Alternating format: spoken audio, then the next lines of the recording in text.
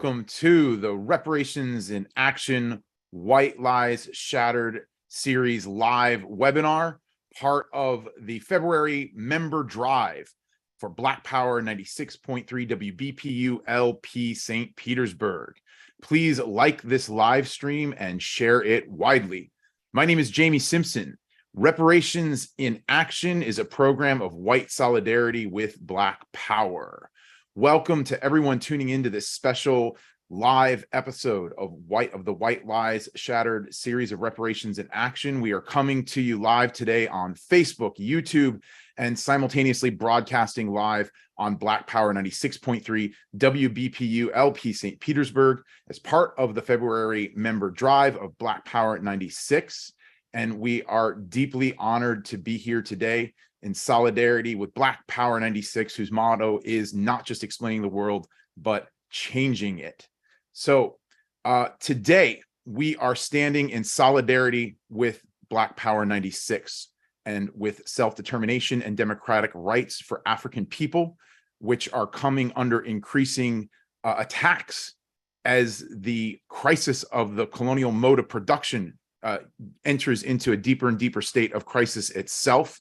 Most recently, in the past week, we saw a vote by the Pinellas County Commission to revoke funding that had already been approved for Black Power 96 for the station. We know that this is an anti-democratic attack on the independent voice of the African working class. And we are very excited to have with us today Director Akilé Anai of the African People's Socialist Party, the director of the Department of Agitation and Propaganda, Burning Spear Media Director. And I'm also joined today by Chair of the African People's Solidarity Committee, Penny Hess, co-host of Reparations in Action, and Chair of the Uhuru Solidarity Movement and co-host of Reparations in Action, Jesse Neville. So I wanted to say Uhuru and welcome Penny and Jesse. Uhuru, Jamie. So great to be here today. Uhuru to you. And Uhuru, Jesse, sitting right next to me. Uhuru, everyone. Great to be here.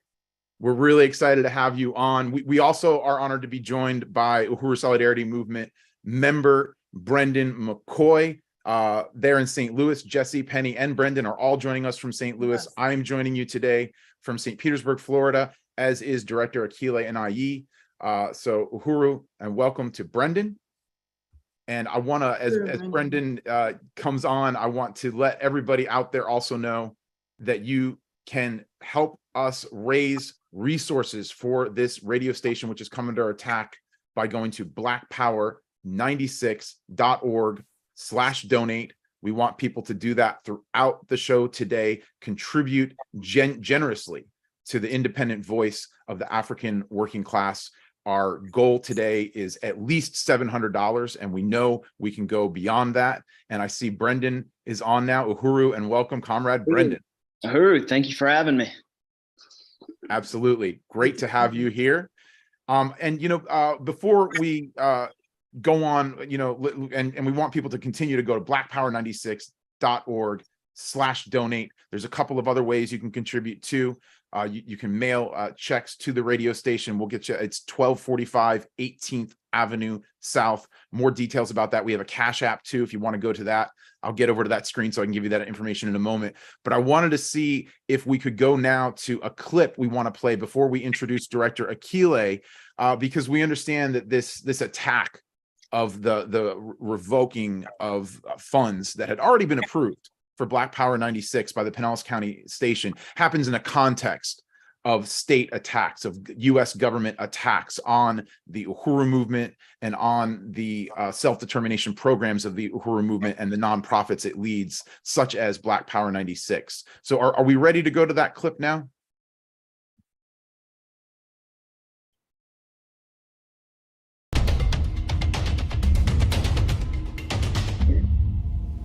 The only revolutionary organization that's done something here on the ground practically for African people is the one that's come under attack.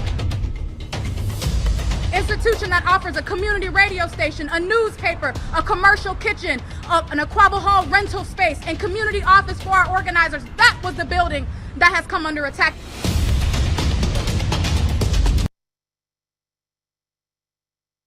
All right, Uhuru, that was the voice of Director Akilé Anai of the Department of Agitation and Propaganda of the African People's Socialist Party at a press conference just hours after the initial raids on the African People's Socialist Party that happened in 7 different locations here in St. Petersburg and in St. Louis, Missouri. So we want to now bring on Director Akilé Anai. Uhuru, and welcome. Thank you for joining us, Director Akilé. Uhuru, Comrade Jamie, Comrades Chairwoman Penny Hess, Chair Jesse Neville, and Comrade Brendan, Uhuru, and thank you for having me on Reparations in Action, White Lies Shattered. I'm excited to shatter some more white lies today. Let's get to shattering. Such an honor to have you on, Director Akilé. Really an urgent time for you to be here with us. Thank you. And I want to turn it over to you now, Chairwoman Penny Hess. Yes. And yeah, thank you. Thank you, Jamie, and welcome, Director Akilé Anai. And it's such an honor to have you on our show today. Very powerful. And I also want to salute that electrifying statement that was so true that you put out at that press conference, which really went viral. So many people saw that and was like, who is that woman? You know, it's really amazing. And, you know, really, really a powerful response to a very brutal colonial assault against the leading African organization of our time. So, yeah, so I'd like to start out by asking you about your work in the African People's Socialist Party, your work here in St. Pete, just a little bit about yourself. So we could start with that. Peru, absolutely. And again, thank you for having me on this program. Reparations in Action is one of the staple shows here at Black Pride 96 Radio, and really a critical one, especially as we recognize that we are in the process of waging a war of ideas. And part of that is taking the ideas of, you know, the African liberation struggle right into the heart of the colonizer community. To win, you know, the position of white solidarity with Black power, unity through reparations, and Reparations in Action. This program helps to facilitate that process. So I just want to really salute this show, and also salute my leadership, Chairman Amalia Shatella, who has just made it possible for me to have a worldview that helps to explain my place in the world as an African and my responsibility in this world as an African to struggle for freedom, to struggle against the conditions of oppression caused by colonialism, the colonial mode of production that creates the misery that my people experience everywhere it is that we've been dispersed. And it was Chairman Amalia Shatella that helped to, create this understanding. And it was the chairman that created an organization and a movement that I would find myself become a part of as a child. That's, you know, how I have this relationship and where I am today. I couldn't have done anything, you know, like this without that profound leadership and of the 60 years of relentless struggle that the chairman has been engaged in, which is a reason for why the FBI would attack him and our movement on in the summer of last year. And so I have to be able to say that before I can say anything about me, because that really informs, who I am and what I do. And in terms of the work that I'm responsible for, as mentioned, I'm the Director of Agitation and Propaganda for the African People's Socialist Party, which leads the huge apparatus responsible for the production and distribution of the ideas and the theory of African internationalism, the theory of our party, the Uhuru movement, and of the African working class. And it allows us to, have discussions like we're having today, to take these ideas out into the world. And it leads, a whole apparatus that includes the Burning Spear newspaper, which has been in constant publication for 55 years. It also includes our publications and even the work that we do, online and social media and things like that. Our ability to communicate with one another. This is something that is concentrated in that department. And we recognize that an important institution that allows us to facilitate that same type of work is Black Power 96 Radio, which is a project of the African People's Education and Defense Fund. So that's, in a nutshell, we talk about the war of ideas. Well, this is, the Department of Agitprop is our weapons arsenal in the war of ideas. This is how we contend in that war to win the position of the African working class. It happens through the Department of Agitprop. So that's, what I can say, to start this discussion. That is an amazing responsibility, just a huge responsibility. A newspaper, radio station, I think book publishing, other things are included in that. And just really want to salute you as a young woman, just taking on this responsibility. Very, very impressive. So you talked about the role in the war of ideas. Tell us how Black Power 96 radio station plays a particular role. What is its role? What is its significance in this war of ideas and to the African community of St. Pete, which is a colonized community, as you mentioned? Yes. Well, the function of radio has always been something very important to revolutionary struggles of the past. And if you can think of even like the Cuban Revolution and access to the airwaves, to be able to communicate with the people, to be able to say what is going on and to actually have the voice of the people heard, a platform where these stories and things can be elevated. Because what is really profound about living under this social system, which has been created by the colonizer at the expense of the colonized, is that the colonizer has been able to define the world the way in which benefits the colonizer and the system, the colonial mode of production. And in order for African people to be able to express our own genuine interests, to be able to say what it is that we want to say, and to be able to talk to our people and to be able to define who we are, to define our history and the narrative, and to make it, this radio station is something that allows us to facilitate that process, where African people can express our difference of opinion to the conditions that we face as Black people in this country and throughout the world. This is the platform that allows us to do this. And it's so critical, and the significance of it was recognized on July 29th, because when we were attacked, one of the first things they made sure to do was to cut our ability to reach the people, take us off of the air. And so what's understood is that the radio plays a fundamental role in the African community, especially when we hear this bourgeois notion that people don't read the paper anymore. It's all about computers, digital, social media. Africans still get their information from the radio. And so this is where people can, again, hear themselves. They can use this platform. They can develop skills with this platform. And among that, we can be able to put out the ideas that reflect the interests and aspirations of our people. And again, radio has always been an important tool in, revolutionary and freedom struggles. Radio has been it.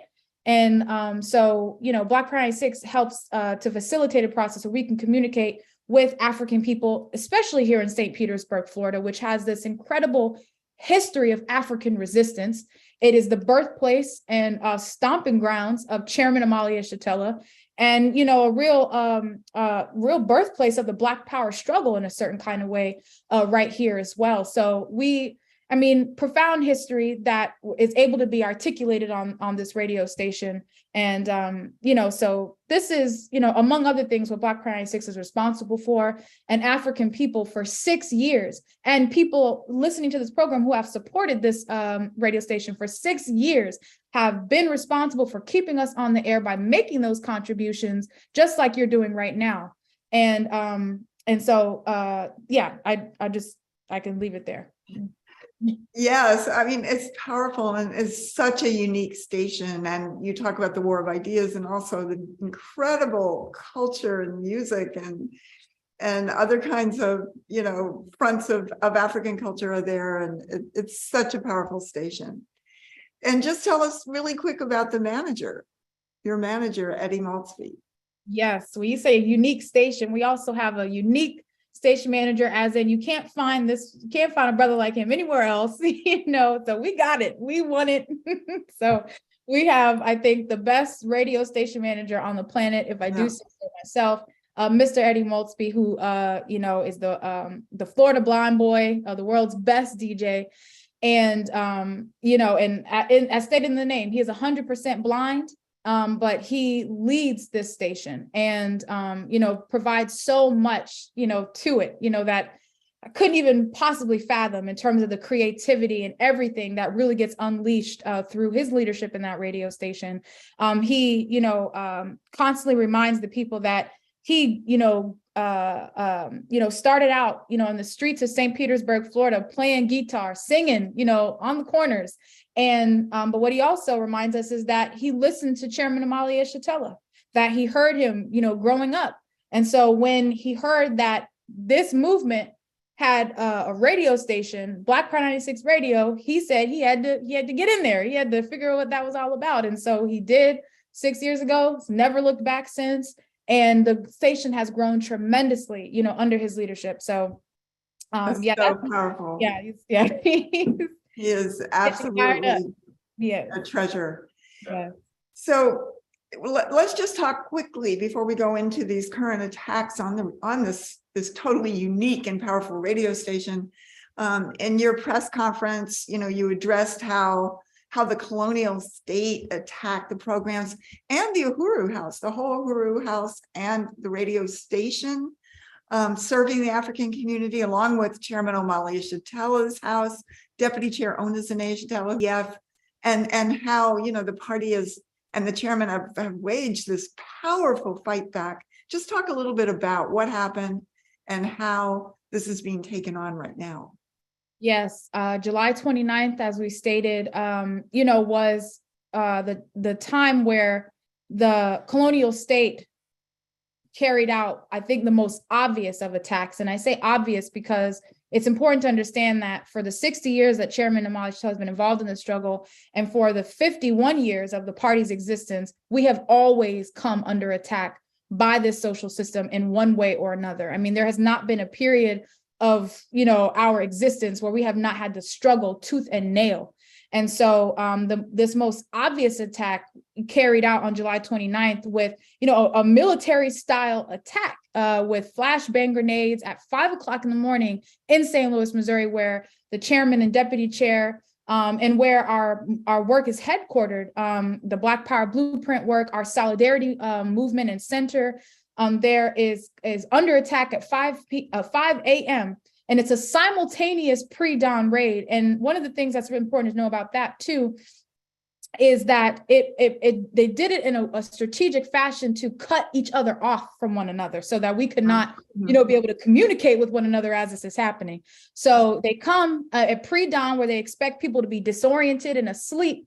And they come with their flashbang grenades. They come with their assault rifles, their drones. So a week later in Mar-a-Lago at Trump's home, this was not the same FBI raid that they had for African people in the impoverished North Side St. Louis community and in St. Petersburg, Florida, in the South Side African community, where this community is under assault, is under siege, is being disappeared every single day. And they blocked off the Uhuru House, here. And I mean, and that's important to say too, the whole community came under attack when they did this. And they blocked off, just like they did in '96, when they blocked off this section and made it impossible for people to even get to one another, to be able to sum up what's going on. And for 6 hours, they have this place roped off, and they're going into the Uhuru House and they're stealing files and materials from our archives. And, at my home, they're surrounding me with FBI agents and, taking, stealing my laptop, stealing my phone, and doing this, as we mentioned, in 7 other places. They had assault rifles, lasers, targeted, pointed at the chairman's chest. He's coming out of the door. That's a statement saying we will kill you. That this is, what they have the power and they are willing to do. This is what's being made clear on July 29th. So it was the violence that we were met with. And then, the explanation that would come, in their press conferences and things like that would be because this movement, is being accused of working for the Russian government. This is this movement chairman who's been engaged in the struggle for 60 years. I think he was 26, my age right now, when he got his start. in this struggle. He's been making this struggle for the freedom of Black people, for the majority of his life. He's 81 years old today. And all of the work that we've done, everything that we've done, every struggle that we've made, and swimming upstream for everything we have, they are saying it's Russia that is responsible for this. So this is, we bust that open, right? And just been able to, if the people couldn't call bogus on it themselves, which they weren't able to, because it was so obvious a lie. But we mounted this incredible fight back that's going on right now as we speak. Hands off Uhuru, hands off Africa, that's gone around the world already, and mounted this counteroffensive, and to put the colonial state and this social system on the back foot and on trial, even before a trial actually happens, putting them on trial and using this opportunity to raise the question of genocide happening against African people, reparations to African people, and to expose that there is nothing democratic about the US government, despite the fact that it goes around and claims to fight under the banner of democracy, that any true democratic struggle has been made by the colonized African working class community. And every time and every attempt that Black people get anything, make any kind of advancements in the struggle, in the interest of our people, the US government comes and attempts to crush that opportunity. But we have said it won't go down like that this time around. They will not crush this movement and the struggle for Black people to be free. We will do this. And Hands Off Uhuru has been the vehicle in which we've made this happen. So, it's a counteroffensive. We're putting them on the back foot. And we've been, quite successful up to now. Yes. Uhuru, really enjoying this interview, as I'm sure everyone listening right now is enjoying this interview. And I want to be able to get back to Penny Hess interviewing director Akilé Anai, but I want to remind everyone listening that we are also calling Hands Off Black Power 96 today, and we're going to get into exactly why, what happened. Director Akilé is gonna give a powerful response to that situation, but we need your help for the fight back against the U.S. government and the Pinellas County government trying to shut down this independent voice of the African working class. We need you to go to blackpower96.org/donate. Reparations in Action has a goal to raise $700 today towards Black Power 96's Black Power 96 Radio's overall goal. I want to invite comrades Brendan and Chair Jesse to join me and talk to our listeners about why it is so important to support this radio station. Uhuru, definitely. I want to just really salute Director Akilé Anai and this incredible interview. And it's always an amazing honor to be on the airwaves of Black Power 96. And I just want to express my unity with the goal of raising these resources and call upon all white people who are tuning in today to make the title of this program, Reparations in Action, a reality. And let this be our rebuke to what the government is trying to do, what the U.S. government is trying to do to this radio station, to this movement, to the voice of the African community as represented by Black Power 96. And we want to up our goal today to $1,000. Let's raise $1,000. Let's raise $1,000 in the next 32 minutes. We can do it. I know we can do it because people have already started donating to the fundraiser, to the fund drive today. People have already started going to blackpower96.org/donate and putting in their card info and making this a reality. You want to start off by thanking Lisa in Minneapolis, who put in $100 today. We want to salute and thank Lisa for that powerful contribution. Stephanie in Oakland, who is returning as a $5 a month sustainer. That's a total of $60 a year. Johan over in St. Petersburg, Florida, who put in $200 to Johan. Wow, just really want to salute Johan for that incredible contribution that should inspire everybody out there. And it seems like people in Johan's vicinity are seeing what he's doing and are inspired, because John Bedingfield, who is related to Johan Bedingfield, Johan's father, put in $50. All right. Shout out to John Bedingfield, Uhuru. So happy you're tuning in, and thank you so much for your contribution. Also, Chairwoman Penny Hess put in $50 towards the goal today. So Uhuru, thank you to everybody. That means we have already raised $460, almost halfway towards our goal, $540 left to go. You can go to blackpower96.org/donate and contribute today towards the overall goal of Black Power 96 for this fund drive, which I believe is $10,000. But for all the white people tuning in, I want you to think of the goal as $37,000, because that's what the Pinellas County Commission just took away, just denied African people their own resources in the form of that $37,000. They just pulled that funding back. So as this radio station, this movement goes forward and fights to demand that those resources are returned to Black Power 96, we have to also do our part to bring in that much and more to fund this Black community independent radio station in St. Petersburg, Florida. So again, blackpower96.org/donate or Cash App to $Black Power 96. And I think we're going to take a look at what you get when you make a contribution. So all 2022 Spring Drive donors receive these amazing Black Power 96 special edition magnets. Very cool, with the theme of I love Black Power 96. They're very beautiful. And also, if you donate $60, you get an Approved Planet tote bag. Great. And if you give $100 today or become a monthly sustainer at any level, you get a Black Power 96 to-do list notepad, the most useful give back I have ever seen. Yeah. That is awesome. Absolutely. And if you give $200 or become a $10 month sustainer, you will receive a copy of Overturning the Culture of Violence by Chairwoman Penny Hess.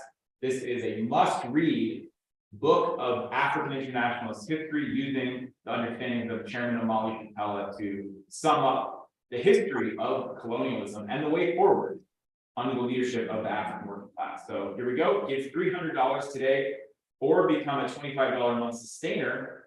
And all of these gifts are incredibly useful. But here's another one, a Black Power 96 mobile phone stand, so that you are able to position your phone. Is this for like live streaming and things like that, or for your car? Somebody else want to chime in? This seems like it could have multiple uses. This mobile phone stand. So definitely, yes, absolutely. I want one of those. Might have to consider that. Okay, $25 month sustainer. I'm going to become a $25 month sustainer. Agree. All right. Wow, right on. Was that the last one? Okay, so Brendan, I'll turn it over to you. Yes, Huru, those are some fantastic givebacks, particularly Chairwoman Penny's book. I've got a copy and it's incredibly enlightening. And I just don't think it can be like overstated how important this is, supporting this radio station and fighting back. I mean, the people need somewhere to go to get this political education, and it's an invaluable resource for the community in St. Pete and for everybody who wants this, important education. And I will also be donating. I'll be throwing in $50 as soon as we're done here today. But Great. yeah, everybody go and donate. Uhuru. Uhuru, everyone. Thank you so much, Chair Jesse and Comrade Brendan. Please continue to contribute at blackpower96.org/donate, or you can send to $Black Power 96. You can also make a check to Black Power 96 and mail it to 1245 18th Avenue South, St. Petersburg, Florida 33705, or you can drop it off, if I'm not mistaken, if you're in the area. That's 1245 18th Avenue South, St. Petersburg, Florida 33705, and make the check payable to Black Power 96. I want to turn it back over now to Chairwoman Penny and Director Akilé Anai. Thank you. Very exciting. We're going to make this goal today, and I really want to just keep it out in front of everybody to go to blackpower96.org/donate and go ahead and contribute to this incredible African working class radio station, a front line of the war of ideas, fighting for the liberation of African people. So, Director Akilé, so tell us about, first of all, this grant that was awarded Black Power 96 by the Pinellas County Commission. Tell us about that, and then tell us what happened. So on last year, the African People's Education and Defense Fund via Black Power 96 Radio, we submitted a grant for small equipment purchases. And these grant resources, by the way, were COVID relief funds allocated to the Pinellas County Commission. I believe about $2 million worth of resources allocated to the Pinellas County Commission. And I'm mentioning that because when we look at the statistics of those who were impacted, the heaviest by the colonial virus, COVID-19, the African community, is, on the top. And so we have these resources that were allocated to the Pinellas County Commission. And we went through the process, a PDF, just like everybody else. We filled out, the application, we attended all the meetings and everything that you have to do. If you've ever filled out a grant, kind of the grueling process that, grants can take. And we ranked 4 out of 55 applications. So it was a standout application. And the Pinellas County Commission, they voted to approve $37,000 to Black Power 96 and as per our grant proposal. And shortly after that vote, the Pinellas County Commission changed seats makeup. And that's not necessarily even a significant point in that the commission would have been any different in terms of those who revoked these resources today. But it's important to say that Chris Latvala, who led the charge on against Black Power 96 and APDF, had just been gained that seat on that board after we had already won those resources. And so this past Tuesday, in a special meeting of the Pinellas County Commission, they voted unanimously to revoke the funds to APDF. And their explanation was that they, this was part of their explanation, that they want to look at focusing the grant proposals on funding people, not projects or things. So despite the fact that this is a grant for capital purchases, they're changing the rules, of course. And but the real reason, they stated as much on February 9th in another Pinellas County Commission meeting. They had this roundtable discussion. They took a considerable amount of time to slander the Uhuru movement. And through things at the Uhuru movement, like and being anti-Semitic or affiliated with, and that's an untouchable label right there in and of itself. We've seen that thrown against Africans as a part of being able to silence, African voices. So they threw anti-Semitism in the mix, and they, just basically again, attack the Uhuru movement, took that time to attack the Uhuru movement, even though APDF is a legal, a legal federally recognized 501c3, and it had nothing to do with the application, the legal status of APDF. And of course, they also cited the FBI attacks. And Latvala made clear that no grant, he's basically sealed the fate of our ability to fund these institutions through granting. He said that, that they should not grant or fund any projects with any Uhuru movement association. So this is, what happened on February 14th. Yeah, so. That is outrageous. Yeah. That is outrageous. Especially since the programs like the radio station, the community kitchen, are things the city never provided. The city has done everything possible to maintain the colonial poverty of the African community while gentrifying and pushing African people out of St. Pete and South St. Pete, and just massively in the last few years. And this is part of that attack. And what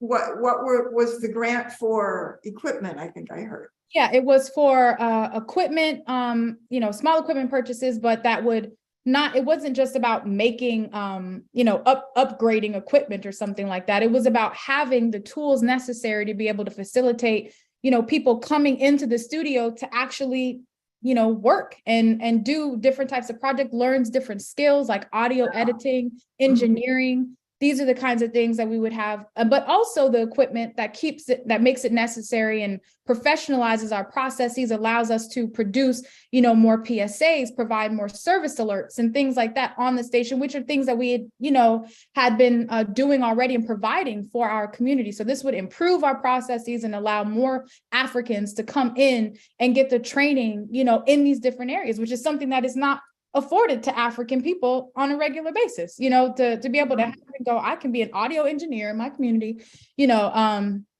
so we also wanted equipment that accessibility equipment for Mr. Eddie, who is 100% blind. So we were trying to have equipment that allows him to be able to work independently without having to rely on somebody doing something for him. So accessibility equipment, training equipment, Yes. to the things that we wanted for this station. I mean, I just really want to call on, we have to be outraged at this. And as, of course, I am a member, I'm the chair of the African People's Solidarity Committee under the leadership of the African People's Socialist Party and Chairman Omale Shatala. And our job is to talk to white people, but we can't sit back and just take this as normal, that this is what the government can arbitrarily do to an African organization that is going beyond are trying to discard the corporate so-called culture or cultural ripoff of African people that determines how music would be and what the lyrics are and what the politics are of it. This is about uplifting the community, and it comes under attack. And I really want to call on other white people to go ahead and donate at blackpower96.org/donate. Go ahead and put it in. Let's get to $1,000 and more. The station is raising $10,000. I think it's more than halfway to its goal. And let's get it all the way to the other side of what is needed. And that's just for regular resources for the functioning of the station. That is not about, this equipment that would be so powerful and needed. So, let's try to raise this and more today. And I wanted to ask you also, what kind of response has the African community and even others of St. Pete, what kind of response do you have to this attack? It's been the same as the response that we got when the FBI, attacked us on July 29th. And that, people immediately are able to see how, and that these things are connected, not just that it's ridiculous and that, it's absolutely intolerable, but that it is connected to the overall attack that has been made on us since the summer of last year. And we have to put it in that context. There's no other context to put it in, that our movement since July 29th, since the FBI came and bust down doors and banged through windows, has been continuously attacking this movement in various types of ways. And so the community response, has been, and I mentioned earlier that for 6 years, this community is responsible for funding this radio station. So, even without the $37,000 that, the people had determined long ago that they wanted a radio station. And so people have made contributions. They've come to the Uhuru House onto the side of the radio station, banged on the doors, and given, donations. When Mr. Eddie is on the air and he calls people, he say, come to me, come meet me, come knock on the door. He got people knocking on the door, people calling him, trying to make donations. And the other day it was a transportation service where, shuttling children to school. And this, it's a minibus. It stops with the children on the minibus. They get off the bus, they got their little dollars, and they come in and they're giving dollars to the radio station. So this is the people's station. And, and this is, in the Pinellas County Commission said that among projects that they would even fund that a radio station, they can't see how they would fund a radio station. They can't see how this is important. And, but the community sees how critical it is, how important it is. And that when you have a situation where 90% of media is owned by 6 corporations, you can understand the necessity of a radio station like Black Power 96 Radio. So the people have come out and responded to this in a very positive way, defending this movement as they did on July 29th. And we'll be having a press conference this upcoming Monday, February 20th, where the people are going to be making a stand with us at the Uhuru House at 12 p.m. on Monday as At well. 12 p.m. Okay, 12 p.m. Mhm. great, great. Yeah, I just wanted to announce that people are listening and people are responding. Wow. And I want to shout out everybody who's actually listening on the radio in St. Pete on Black Power 96. And part of the reason that you're able to hear us right now is because of Elijah, who's in the studio engineering, making it possible for this feed to be broadcast out on the airwaves. So I want to thank Elijah for doing that, and also for donating as a $10 a month sustainer, Wow. $120 towards our goal today, which means, wait a second. Okay, Maureen in Oakland just put in $78. Wow. That means that we have just surpassed our goal. We are at $1,058. So let's keep it going. We got 15 more minutes. Let's keep it going. Go to blackpower96.org/donate. Did we thank everybody? We thanked everybody? There's somebody, seems like there was a little gap there, but maybe not. Nope. Maybe not. I trust my math is not good.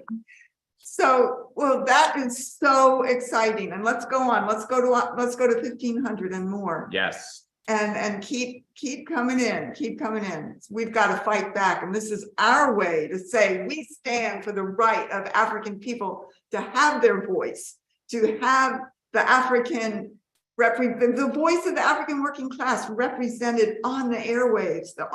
Really the only place in this country, Yep. maybe in the world, Mhm. where this is the case. And it's incredibly powerful and such a dynamic station, and people can listen to it. Is there an app for this station? And tell us There is about an that. app. There is an app. I was just about to say, as you said, this station being significant, not just to in this country, but to the world. And in fact, you can access this radio station no matter where you're located by downloading the Black Power 96 radio app for Apple or Android. You can have Black Power 96. You can listen to it on the go. You can listen to programs like this, Chairman Amalia Shatella, and more by downloading the Black Power 96 radio app. So this is your station in St. Petersburg and everywhere else. This is your radio station. Yes, yes. Wow, this is very exciting. Yeah, Uhuru, I just want to salute everyone out there. I want to salute you, Director Akilé, and you, Chairwoman Penny, for this powerful interview. And I want to thank everybody tuning in, all the listeners, whether you're listening on Black Power 96 right here in St. Petersburg, Florida, or whether you're streaming this on Facebook, on YouTube, listening on the app, wherever you're tuning in from, thank you, and continue to contribute generously. We need to really surpass this goal. We need to go beyond just compensating for the grant that was revoked by the Pinellas County Commission in this vicious attack on the African working class. Let's demonstrate that there are people out there, including white people, who are ready to take a stand in solidarity with Black Power 96. And regarding that question, this is the show of white solidarity with Black Power. You're listening to Reparations in Action today. I wanted to ask you, Brendan, if there's an announcement that you might have about what people out there, especially white people listening, who want to take a stand in solidarity with African liberation, if there's something they might want to know more about. Yes, absolutely.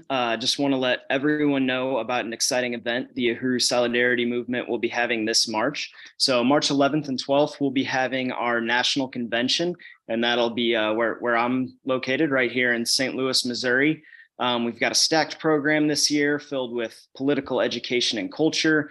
We'll be having a tour of it's called the Black Power Blueprint here in St. Louis. It's just all these institutions that the party's gotten started, the community garden, workforce housing, a state-of-the-art basketball court, future site of the GCO kitchen, and future site of the Uhuru Wakalia African Women's Health Center, just to name a few of the things.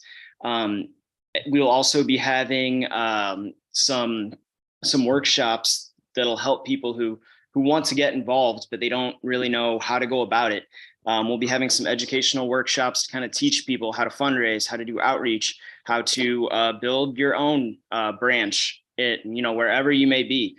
So anyone interested in seeing this or being a part of this amazing convention can go to the Uhuru Solidarity Movement's homepage at uhurusolidarity.org to register for the convention. So thank you. Very exciting. Uhuru, thank you, Brendan. I just wanted to add that Director Akilé will be one of the speakers at the USM National Convention, which we're very honored and excited about, as well as Chairwoman Penny Hess and Chairman Omali Shatella himself, and Deputy Chair Onizane Shatella. So as Brendan said, it is quite a program. You do not want to miss this. The theme is White People Say No to FBI War on Black Liberation, March 11th and 12th in St. Louis, Missouri. Uhuru. And also thank you to Sandy, who put in $25. Uhuru Sandy. Thank you for going to blackpower96.org/donate. I want to continue to urge people to do so as we wind down So here. where are we at now? And do you want to just do another, passionate pitch for people to give? And let's get to our goal of 1,500. Yes. So Jamie, go ahead. Well, I just want to say I'm going to contribute $25 today to All right. Power. Jamie. Yeah. We've all got to step up and support this independent voice of radio by the Black community for the Black community. It just is so important at this time, especially because the U.S. government, because the Pinellas County Commission wants to silence it. So we've got to push back. Full force ahead. Go to blackpower96.org/donate. You can send checks into 1245 18th Avenue South, St. Petersburg, Florida, 33705. And you can make those checks payable to Black Power 96. Go ahead and let's get to 1,500 today. And we are currently at $1,108. Okay. All right. 1,108. All right. Excellent. But let's keep going. So we have a few minutes left, Director Akilé, and I wanted to ask you about another attack that happened prior to July 29th at the Uhuru House. And just before you say that, can you just tell us the significance of the Uhuru House in St. Petersburg as the international headquarters for many, many years of the African People's Socialist Party? Uhuru. I mentioned that, the chairman has, lived and organized and, worked for the betterment of, and, for the freedom of African people for 60 years. And that he built an incredible movement that, started right here in St. Petersburg, Florida, when he tore down the mural as a member of the Student Nonviolent Coordinating Committee in 1966, with the building of the Junta of Militant Organizations, JOMO. Subsequently, a few years later, the founding of the African People's Socialist Party. And right here in the city of St. Petersburg, Florida, as I mentioned, has this profound history of African resistance and revolutionary struggle. And our movement was headquartered here in this city for decades, and carried out. It was the center of political activity for Black people. I mean, it was the center, and where the people could be engaged in struggles against the local government and on broader international issues. And as African people, they had a political home, they had a place to come to organize, and the community had this institution to be able to in Aquaba Hall, for instance, have banquets and repasses and, different types of community celebrations this center was opened up to. We have the Huru Jiko kitchen, which has served to, be an incubator really for businesses, African, chefs and caterers and things like that, able to kickstart their businesses here. And also Uhuru Foods and Pies, one of our institutions, being able to be operated, out of this institution. At one point, it housed our gym, our community gym, until we got a separate location, the Tyrone Lewis Community Gym, the Uhuru Black Gym of our own. This was something that also existed here to speak to these conditions of the colonial disease and health disparities. This gym was put there to respond to that.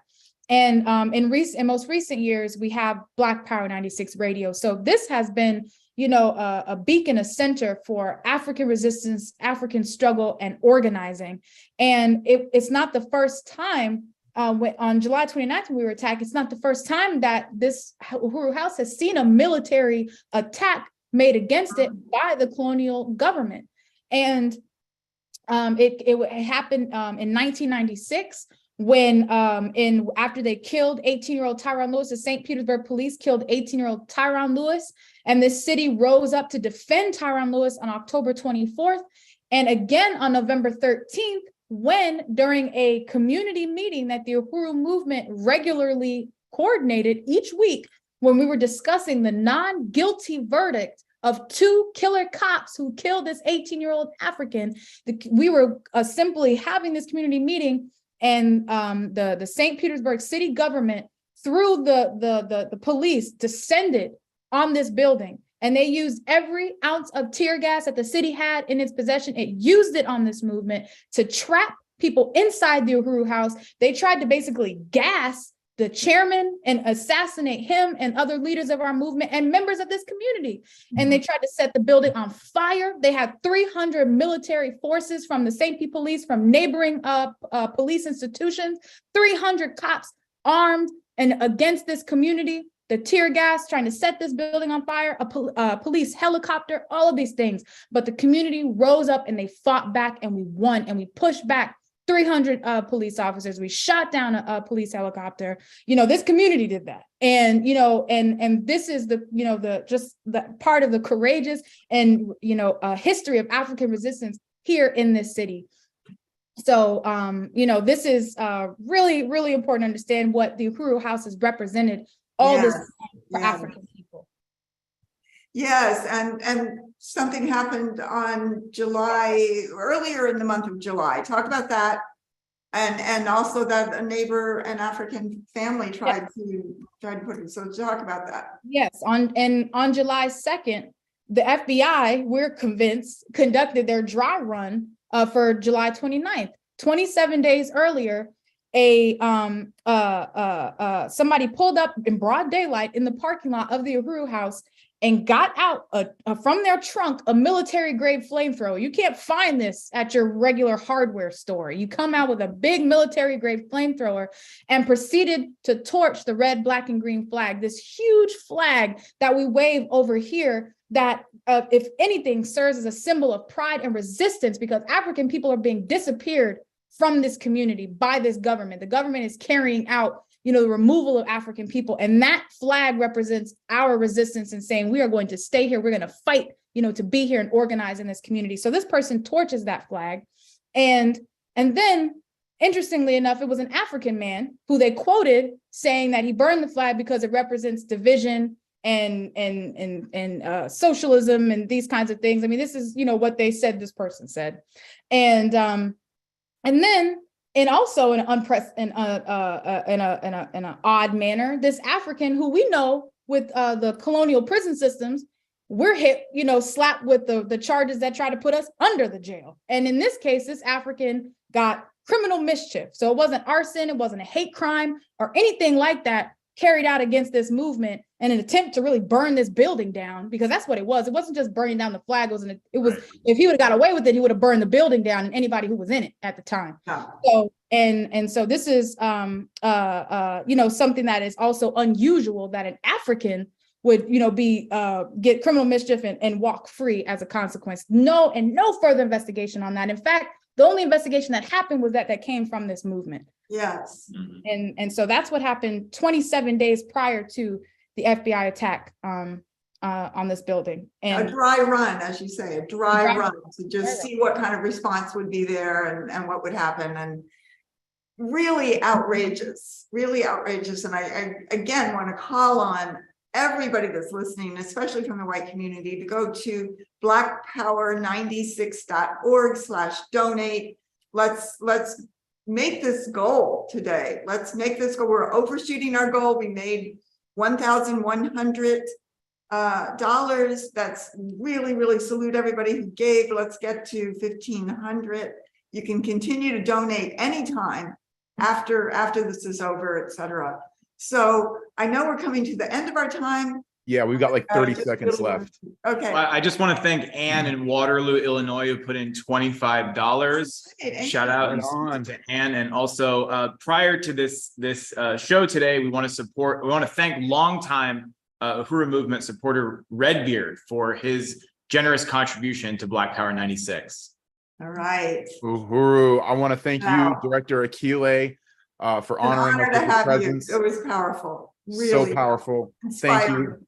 I want to thank you, Chairwoman Penny Hess, for your leadership and your presence on the show today. Thank you for an amazing interview. Thank you, Brendan McCoy, comrade. Really great to have you here. And of course, Chair Jesse Neville. So good to be with you all here. Thank you to everyone who contributed. This has been Reparations in Action here on Black Power 96. That's WBPU LP St. Petersburg. I'm Jamie Simpson. We'll see you next time. Uhuru. Uhuru.